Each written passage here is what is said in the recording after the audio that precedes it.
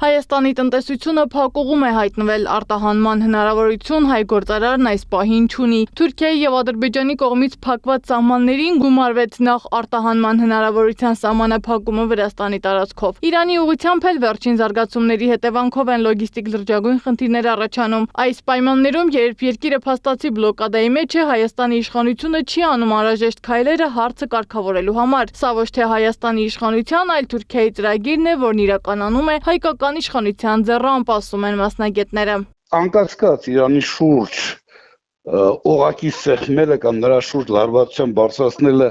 լարվածության խորացումը հանգեցնելու է տարածաշրջանում ապակայունացմանը, բայց մեր պարագայում երկարաժամկետ հատվածում ես այն ուզում ընդգծել Իրանի հետ տնտեսական հարաբերությունների խորացումը եւ ոչ միայն տնտեսական դեպք հարաբերությունների խորացումը ունի արդեն ռազմավարական նշանակություն։ Սա ակնհայտ է դառնում, հատկապես Վրաստանի իշխանությունների այս նկատելի վարքագծի պայմաններում։ Իրանի հետ սահմանը փաստացի բաց է, բայց ռիսկային։ Իսրայելը շարունակում է հրթիռակոծել Իրանի տարածքը, սա լրջագույն վտանգ է Հայաստանի համար եւ տնտեսական եւ անվտանգային առումով։ Մեր երկիրը ղեկավարում է տեղին մամուլի լրագրող, որը երկիրը ղեկավարել չգիտի։ Դրա համար մենք այսպեսի վիճակում ենք։ Պատերազմը կարող է շարունակվել մի քանի օր կամ շաբաթ, հուսանք, որ մեծ էսկալացիա չի լինի,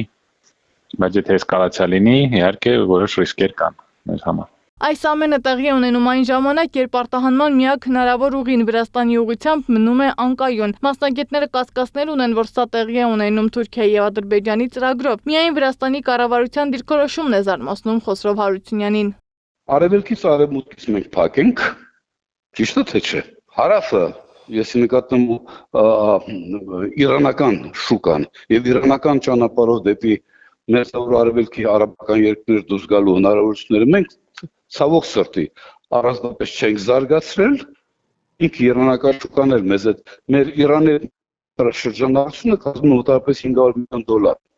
Ընդհանրապես 74%-ը մենք Իրանից ներմուծում ենք, 26%-ն ենք արտահանում։ Իսկ դա մեր տնտեսության համար ոչինչ չի նշանակում։ Դրա համար էլ մենք մնացել ենք հիմա Վրաստանի հույսին եւ չեմ կարող ինձ համար հասկանալ չի նաեւ վրացական իշխանությունների վարկագիծը։ Այսօր, երբ երկիրը բոլոր կողմերից գրեթե փակ է, իսկ Իրանի ճանապարհները դարձել են վտանգավոր, իշխանությունը չի կարողացել ապահովել գոնե մեկ բաց եւ կանխատեսելի ուղի արտահանման համար, ասում են մասնագետները։ Այս իրավիճակից դասեր պիտի քաղի Հայաստանի իշխանությունը եւ սկսի մտածել Իրանի հետ հարաբերությունները խորացնելու մասին, ընդ որում ոչ միայն տնտեսական։ Խաղաղության խաչմերուկի տեսլականը տապալված է համարում Խաչիկյանը, ասում է, չի լինելու ոչ խաղաղության խաչմերուկ, ոչ էլ խաղաղություն։ Սա դառնում է պատերազմի խաչմերուկ, ոչ թե խաղաղության խաչմերուկ։ Այս անկայունությունը շատ վատ կարող է անդրադառնալ մեզ վրա։